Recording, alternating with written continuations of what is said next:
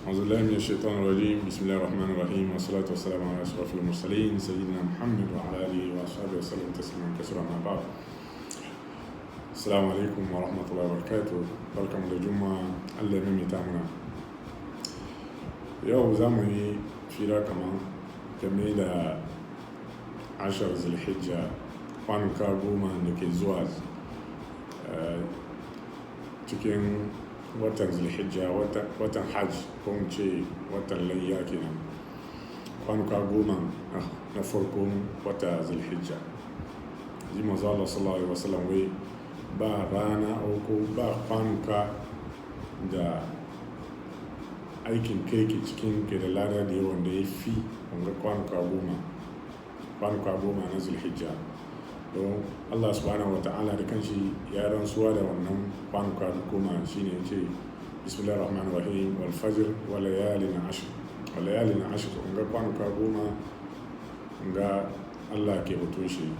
Manzo Allah sallallahu alaihi wasallam ba wani aiki ko ba wani kwanuka da mutum zai aikin kirki cikin yafiyan ga kwanuka goma. Sai sahabi suka tambaya ko jihadi fi sabilillah, sai ce ko jihadi fi sabilillah.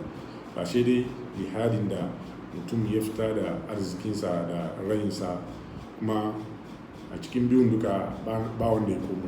Ma'anar shi ya sa kudi ma ya mutu a cikin wannan jihadi.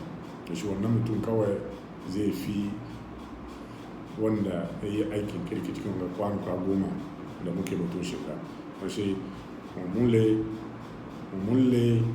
mu yi aiki kirki cikin wanga kwanuka goma da ke zuwa gaban munga. Da wanga kwanuka goma kuma ana azumi cikin wanda zai iya yi azumi tun farkon shi zuwa rana na 9. To ranar 10 shi ne ranar sallah. Kuma ranar 9 ranar arfa mutum ya yi azumi. Ma wannan azumi kuma annabi Muhammad sallallahu alaihi wasallam sai wanda zai azumi ranar arafan an yafe mishi zunubin shi na shekara da ya wuce. Ashe Allah ya samu dace.